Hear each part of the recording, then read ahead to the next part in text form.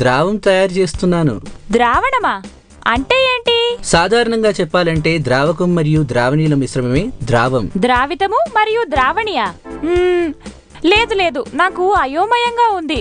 దయచేసి కొంచెం నాకు వివరిస్తావా? నీకోసం ఒకటి చేసి వివరిస్తాను. ఈ ప్రయోగం కోసం మనకు కావలసినవి టెస్ట్ ట్యూబ్ పట్టుకునే పరికరం, రబ్బర్ స్టాపర్, చిన్న గరిటె, గ్లూకోజ్ పౌడర్ మరియు శుద్ధమైన నీరు. ఫ్రెండ్స్, ఒక శుభ్రం చేసిన టెస్ట్ ట్యూబ్ని తీసుకొని ఈ విధంగా టెస్ట్ ట్యూబ్ పట్టుకునే సాధనంతో పట్టుకోవాలి.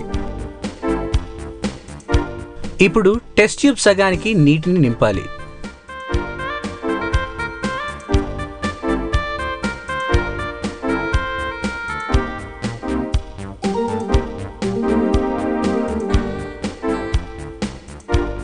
చిన్న గరిటె సహాయంతో కొంత చక్కెరను నీటిలో కలపాలి.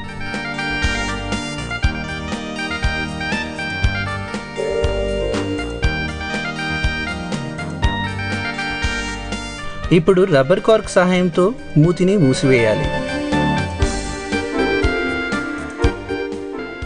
ఆ తర్వాత ఇలా కదపండి.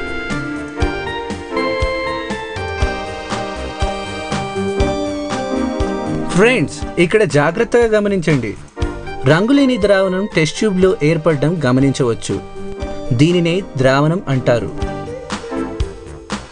పరిశీలన: ద్రావణంలో ఉండే భాగాలు రెండు. అవి ద్రావణి మరియు ద్రావితము. ద్రావితమనగా తక్కువ పరిమాణంలో ఉండేది, ఉదాహరణకి చక్కెర. ద్రావితము అనగా ఎక్కువ పరిమాణంలో ఉండేది, ఉదాహరణకి నీరు. మొత్తం ద్రావితం మరియు ద్రావణి కలిపి ద్రావణం అంటారు.